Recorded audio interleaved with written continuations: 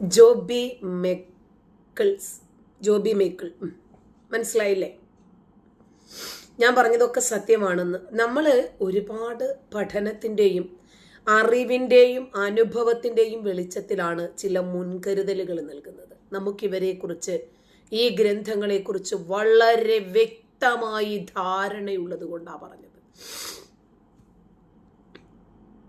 Abbas hi. നമ്മൾ പറയുമ്പോൾ അയ്യോ ഞങ്ങളിതാ വർഗീയത പരത്തുന്നു എന്നാണ് ഇവർ പറയുന്നത്.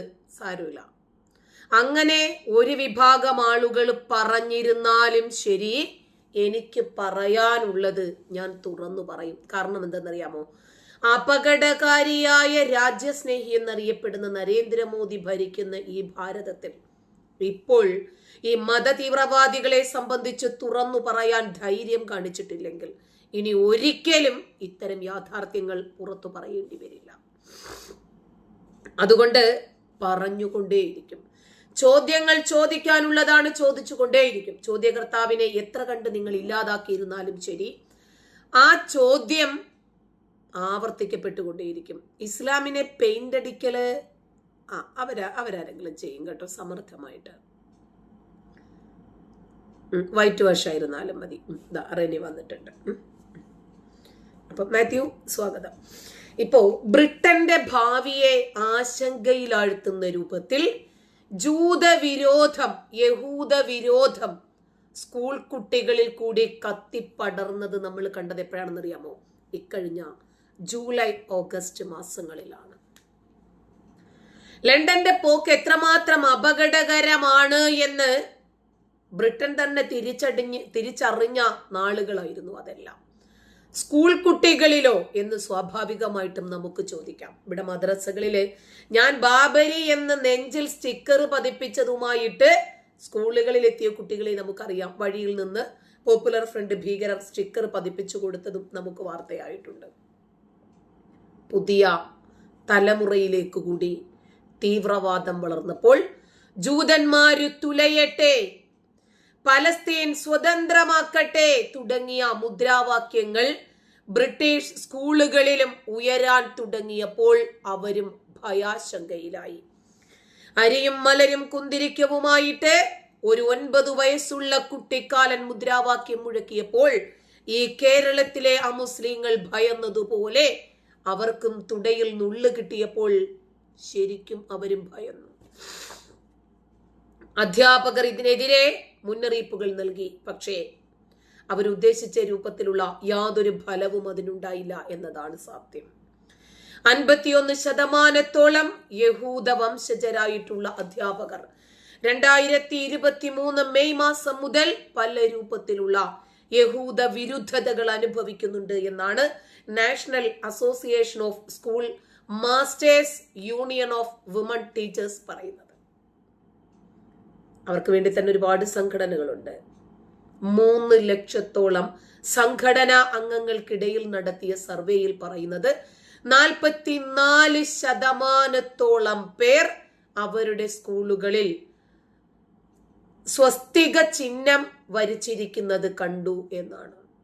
39% പേര് നാസിസവുമായി ബന്ധപ്പെട്ട പരാമർശങ്ങൾ കേൾക്കേണ്ടതായി വരുന്നു.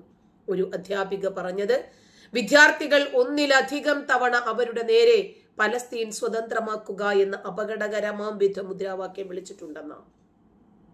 ചിലരെ അധ്യാപകരുടെ മുഖത്ത് നോക്കി യഹൂദർ തുലയട്ടെ എന്ന് വിളിച്ചു പറയുന്നു. പലപ്പോഴും തങ്ങളെ ഇസ്രായേൽ പൗരന്മാരായിട്ടാണ്, ബ്രിട്ടീഷുകാരായിട്ടല്ല കുട്ടികൾ പോലും കരുതുന്നത് എന്ന് അധ്യാപകർ പറയുന്നു. ഇത്തരത്തിലുള്ള സ്വീകാര്യമല്ലാത്ത പ്രവണതകൾ തടയണം. സ്കൂളുകളിലെ വംശീയ വിവേചനം ഇല്ലാതാക്കണം. അതിനുവേണ്ടി കർശന നടപടികൾ സ്വീകരിക്കണമെന്ന് യൂണിയൻ എഡ്യൂക്കേഷൻ സെക്രട്ടറി ബ്രിഡ്ജറ്റ് ഫിലിപ്സിനോട് അപേക്ഷിക്കുകയാണ് സ്കൂൾ അധികൃതർ മുഴുവൻ. സമൂഹ മാധ്യമങ്ങളിൽ മാറി മാറി വരുന്ന തെറ്റായ പ്രചാരണങ്ങളാണ് ഇത്തരത്തിലുള്ള യഹൂദ വിരുദ്ധതയ്ക്ക് പിന്നിലുള്ളത് എന്ന് അവർ പറയുന്നു. യൂണിയൻ ആക്ടിംഗ് സെക്രട്ടറി മാട്രാക്കിന്റെ വെളിപ്പെടുത്തലാണത്.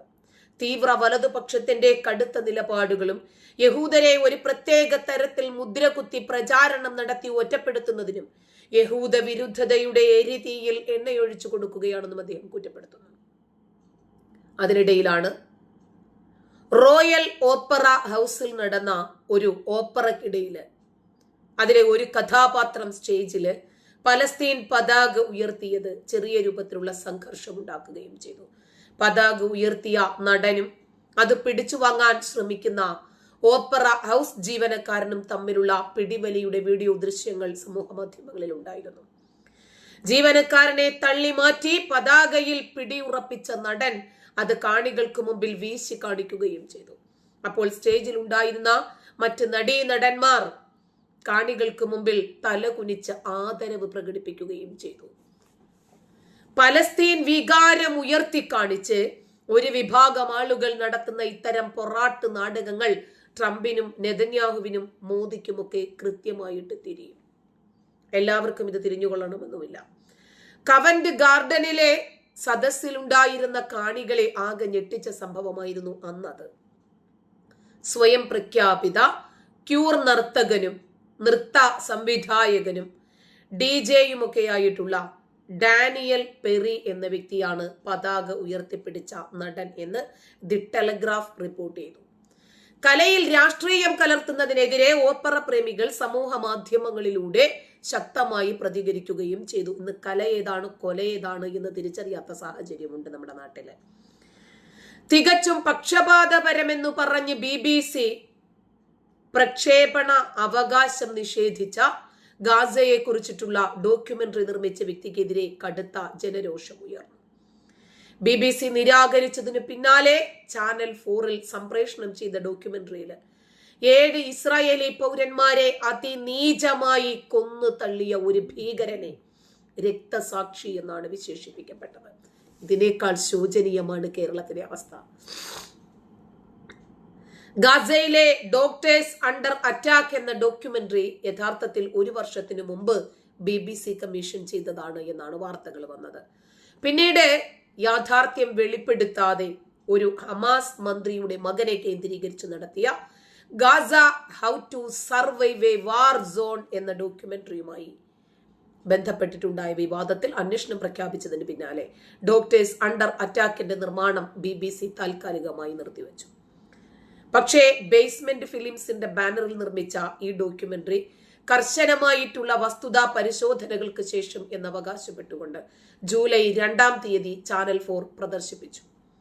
ഡോക്യുമെന്ററി തീർത്തും നിഷ്പക്ഷമാണ് എന്നാണ് ചാനൽ 4 അവകാശപ്പെട്ടത്. പക്ഷേ ഇതിന്റെ നിർമ്മാതാക്കളിൽ ഒരാളായിട്ടുള്ള ഒസാമ അൽ ആഷി സമൂഹ മാധ്യമങ്ങളിൽ പങ്കുവച്ച ചില പോസ്റ്റുകളിൽ ആശങ്ക ഉയർത്തുകയും ചെയ്തിരുന്നു. 2023 ജനുവരി 27-ാം തീയതി നെവേ യാക്കോവിൽ വെടിവെപ്പ് നടത്തിയ ഖാരി അൽക്കാമിനെ ഈ പോസ്റ്റിൽ ഒരു രക്തസാക്ഷിയായിട്ടാണ് അവതരിപ്പിച്ചിരിക്കുന്നത്. 14 വയസ്സുള്ള ഒരു കുട്ടി ഉൾപ്പെടെ 7 പേരായിരുന്നു ആ വെടിവെപ്പിൽ മരണപ്പെട്ടത്. ഹോളോകോസ്റ്റ് സ്മരണ ദിവസം ജൂതപ്പള്ളിയിൽ നിന്നും പ്രാർത്ഥന കഴിഞ്ഞിറങ്ങുമ്പോഴാണ് ആക്രമണം ഉണ്ടായത്. സംഭവ സ്ഥലത്ത് നിന്ന് ഓടി രക്ഷപ്പെടാൻ ശ്രമിക്കുന്നതിനിടയിൽ പോലീസ് അക്രമിയെ വെടിവെച്ചു കൊല്ലുകയായിരുന്നു. തന്നെയുമല്ല 2023 ഒക്ടോബർ 7-ാം തീയതി ഇസ്രായേലിലേക്ക് പറന്നിറങ്ങുന്ന ഹമാസ് ഭീകരരെ കാണിച്ചിട്ട് അത് പ്രതിരോധത്തിന്റെ ഭാഗമാണെന്ന് ആഷി തന്റെ പോസ്റ്റിലൂടെ വ്യക്തമാക്കുകയും ചെയ്തിരുന്നു. അയാൾ ആരാണ് എന്ന് ഒരു വ്യക്തത വരുത്താൻ അത് പറഞ്ഞത്. 3 ഇസ്രായേലികളെ കൊന്ന മറ്റൊരു ഭീകരനെ ഇയാൾ മുറിവേറ്റ നായകൻ എന്നാണ് ബഹുമാനത്തോടുകൂടി പരാമർശിച്ചത്. പിന്നീട് കടുത്ത പ്രതിഷേധം ഉയർന്നതിനെ തുടർന്ന് ഇയാൾ പല പോസ്റ്റുകളും നീക്കം ചെയ്യുകയും ചെയ്തിരുന്നു. പലസ്തീന് സമീപ ഭാവിയില് കേരളത്തിൽ പോലും വലിയ രൂപത്തിൽ ഒരു ഫാൻസ് അസോസിയേഷൻ ഉണ്ടായത് നമ്മൾ കണ്ടില്ലേ? അത് തന്നെയാണ് ഈ പറഞ്ഞു വരുന്നത്. ഹമാസ് ഫാൻസുകൾ തലങ്ങും വിലങ്ങും ഇസ്മായിൽ ഹനിയയ്ക്കു വേണ്ടിയും അതുപോലെ യഹിയ സിൻവാറിന് വേണ്ടിയും മുഹമ്മദ് ദൈഫിന് വേണ്ടിയും ഖാലിദ് മിഷേലിന് വേണ്ടിയും ഒക്കെ ഇവിടെ പ്രകടനം നടത്തിയത് നമ്മൾ ആരും മറന്നിട്ടില്ല. അപ്പോ എങ്ങനെയാണോ ഇന്നത്തെ ബ്രിട്ടൻ പോകുന്നത്, അതിനേക്കാൾ അപകടകരമായി ഇന്ത്യയിൽ നിന്നുള്ള ഒരു സംസ്ഥാനമായിട്ടുള്ള കേരളം എന്നോ അധപ്പതിച്ചു കഴിഞ്ഞു. ഇതൊക്കെ തുറന്ന് പറയുന്ന